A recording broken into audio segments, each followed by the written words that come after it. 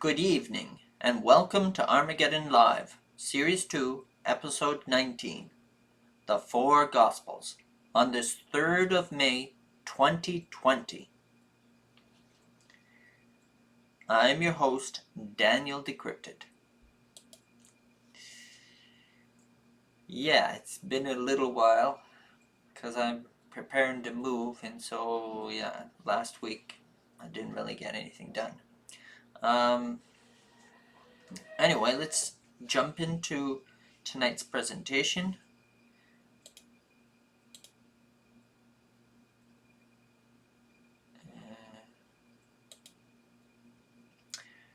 So why four Gospels? Have you ever thought of it? Why are there four of them? Well, we're going to analyze the Gospels and see if we can figure out what it's all about. Why there's four of them.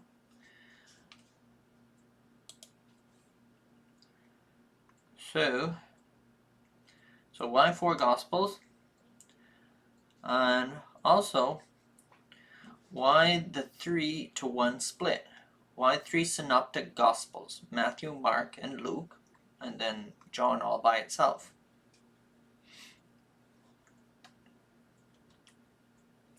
Well, it's interesting. If you look at the Gospels themselves, you notice that Matthew and Luke talk about the birth of Christ, and they give his genealogy, while Mark and John do not.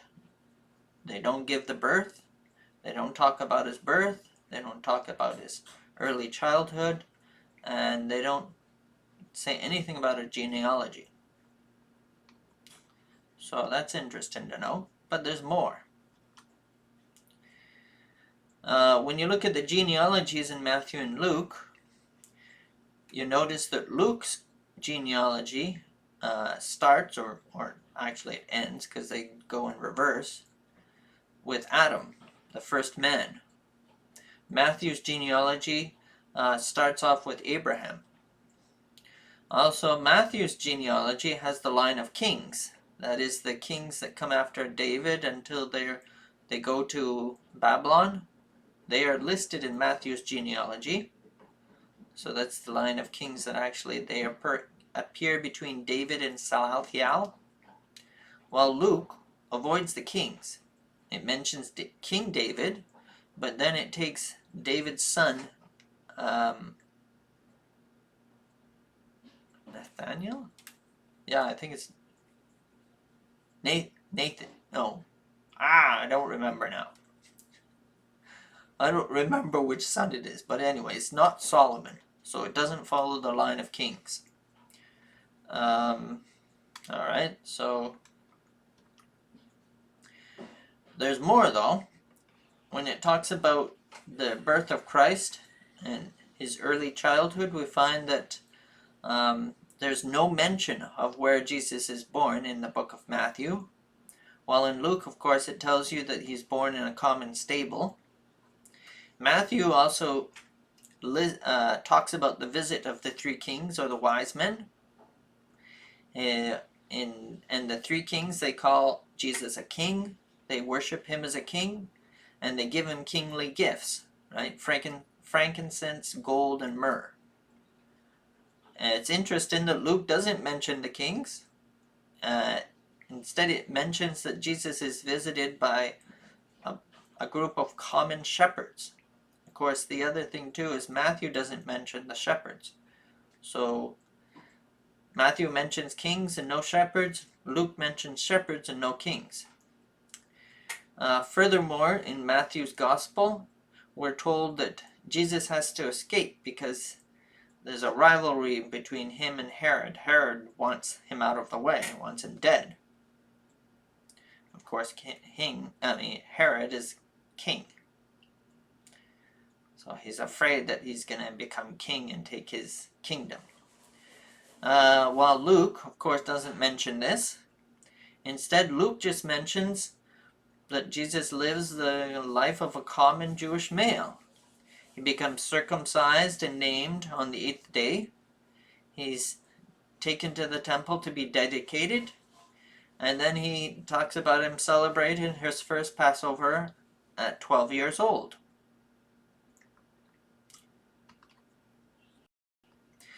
John, of course, is unique in that it calls Christ, talks about the Word, who's God and Creator. And of course, Jesus is the incarnation of the Word. And then it also calls Jesus calls himself the I Am. Before Abraham, I am. All right.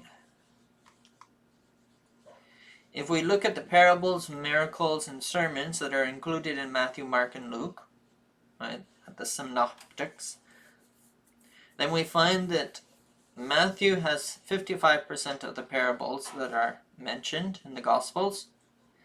Mark has 18% of the parables, and Luke has 68%. Of the miracles, Matthew, Mark, and Luke all have roughly the same amount of miracles, 57, 51, and 57%. And the interesting thing was when it comes to the Sermon on the Mount, which is a pretty big sermon, and also the eulogy for John the Baptist, Mark doesn't mention either of them, doesn't contain them. So Mark, in some sense, is less intellectual, has less parables, less sermons. So what would be the reason for all this? Well, it's actually explained by Revelation. And the first beast was like a lion, and the second beast was like a calf, and the third beast had a face as a man, and the fourth beast was like a flying eagle. So each of the Gospels actually represents a different aspect of Christ, and each of these aspects are symbolized by these creatures. The lion represents king.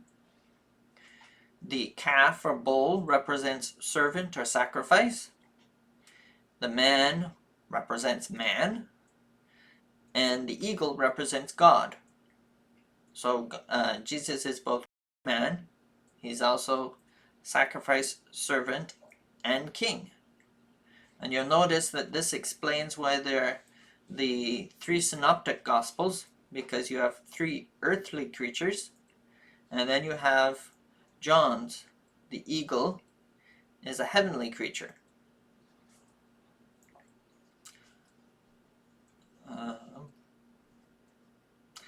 That's actually it for tonight, I believe, anyway. Yes. Yeah, so that's it. I hope that made some sense to you. I hope all the different characteristics of the different Gospels we went through, you now see why they're created like that, to all give these flavors to the different sides of Christ. I hope it was interesting. I hope I piqued your interest, because there's a few more studies